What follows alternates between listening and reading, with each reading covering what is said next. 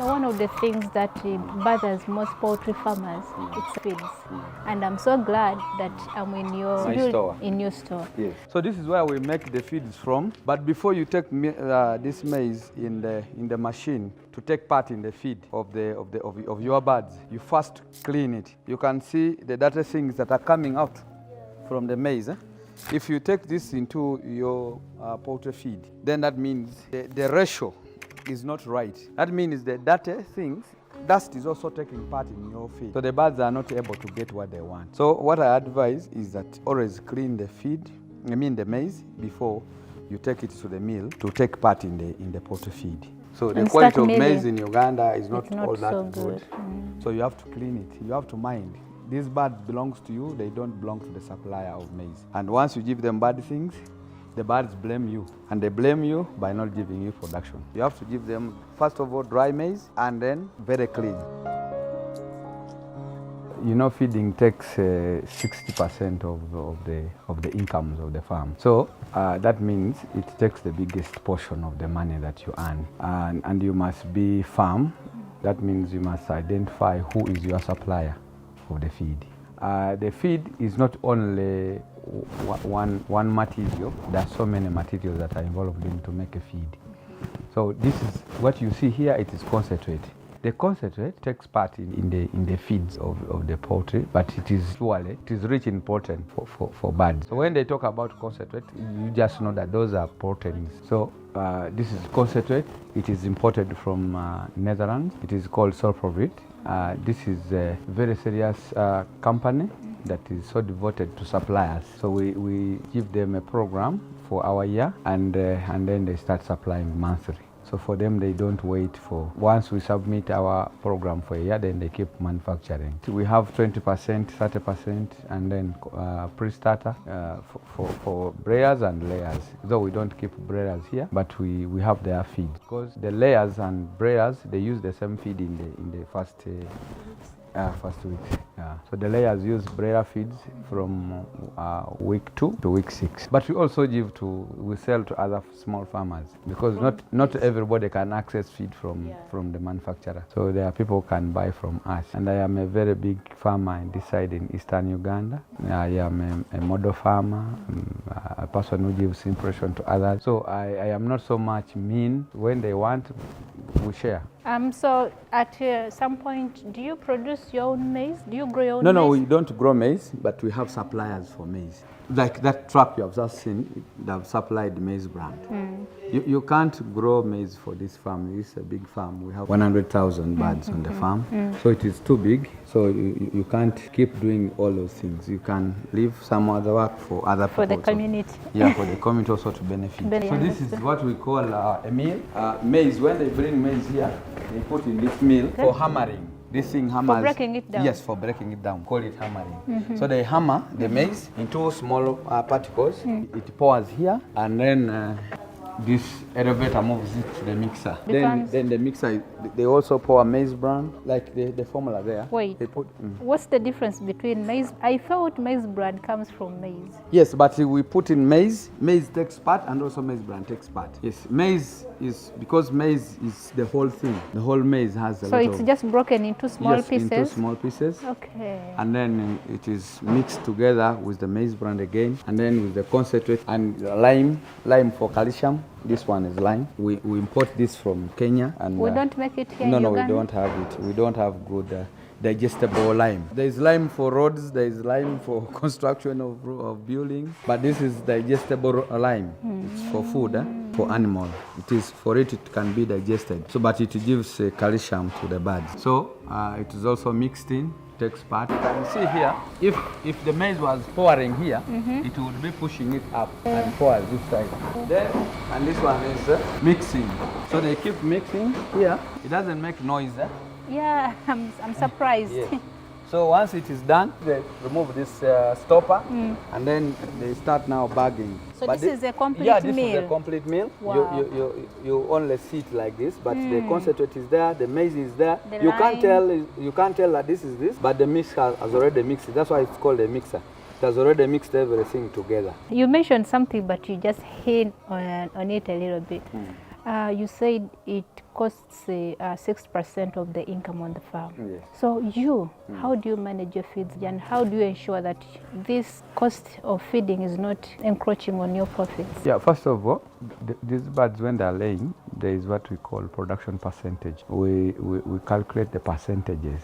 When birds are not laying more than 60%, and then that means they are eating what they earn for you. So that means for you, you have nothing left. So those ones are not making any profit. You have to sell them. Before that, you have to check their age. If they are not 90 weeks and they are doing that, then there must be something wrong. Maybe they are sick, or they are living in a bad environment. There are so many things to look at. But you said, how do I manage? So we have those guys that are engaged. I can say they are committed to do it. So we have good relationship with them, pay them in time.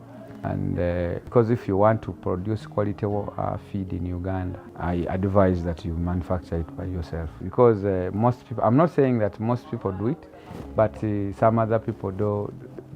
They produce feeds that are not worth it giving to the birds. So in the long run, they don't give you good results. So I always advise that open the eyes when it comes to feeds, because there are only three things that we look at in production. Okay. We look at feeds, the quality of feeds, the management of your farm, how you manage it, and then the breed, the breed of your birds. So if you balance those three and they are all okay, they are all right, then you are able to produce, you are able to have good results. Okay. So if you compromise any of those ones, then you won't manage poultry. When we are mixing feeds, we also mind about the age of the birds. Yeah, we mind about the age. They eat different mix at different ages. There is a feed for layers, there's feed for growers, there's feed for young ones. So before these guys start making feed, they have to know which age are they making the feeds for. Like check on our formulas here. This is a formula for breeders, this is a formula for layers. But still are saying there's 7 to 18 days, 18 weeks. And there's also 18 to 20 weeks. They are saying pre-layer. These ones are about to start. They are dropping one egg to they call it pre-layer. So these ones are for organizing them for laying. And then this one, 20 to 45, this is layer 1. And then 45 to 90 weeks, this is layer 2, and this is the end. Once they make 90 weeks, we start planning now to offlay the birds, depending on the production percentage. When we are making the feeds, we follow these instructions. And these ones are given to us from the factory where they make the concentrate from. Yes, because these are tested formulas. For breeders, it's also here. The week 1 to week 2, week 3 to week 4, week 5 to week 6. So these are the formulas. We must follow this. This is our working instructions. So we don't make feed on our own. We don't just think, yeah. So is your feed on market? Yeah, my feed is on market. We have branches in Jinja, Mukono and Iganga, and here at our farm. People know that we are opening up in Kampala very soon. Yeah, but our interest is not to spread the whole of Uganda, but is to assist some of the farmers who cannot manage to import. Not everybody can manage to import, but they want also good things. How long do these feeds stay in here before going bad? The feeds always stay for more than 6 months. When we talk about the quality, people think about only concentrate. They don't mind about maize, they don't mind about maize bran. And even in the environment where they make the feed from also matters. You can be contaminating the feed from where you're making it. So all those things must be looked at. If I come and I buy concentrate from you, I can go back at my farm and... Yes, we give you formulas to follow. We call them nutritionists. The nutritionists sat down and got formulas on how to mix these materials in order to give good results. So you have to follow them. Okay. Yeah, some other farmers, when they go to their farm, they start using their experience to mix what they want, but sometimes it's not good. So they end up blaming the feed, kumbe, the problem is coming from them. Wow. So I strongly advise them not to mix the feed outside the formula. Unless there is another issue that you have left out, concerning feeds? No, but what I want to tell the farmers that before you plan to start a farm or before you come into poultry, think about feeding, because when the birds miss one day to have feeds, there is a setback of 7 days in growth. It applies to all types of birds. Yeah, if they miss one day's meal, that the entitlement that they are supposed to eat, let's say 120 grams a day, and then you give them 10 or 20. So that means they have missed the whole day without eating. So that one sets them back in terms of growing, in terms of production. So think it is critical. Feeding is critical on the farm. So before you start, think about that I will never lack food on my farm. So if you don't have the money to support, maybe you rather plan within the small resource envelope that you have, such that every day you have food for the birds. So if I have other sources of proteins for my birds, can I live out this? Yes, you can. Take an example of silverfish, mukene.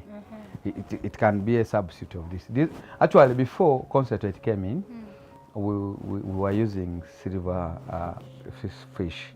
So this is a substitute. But now, is it sustainable? No. Because this is purely soya and some other minerals that are mixed in.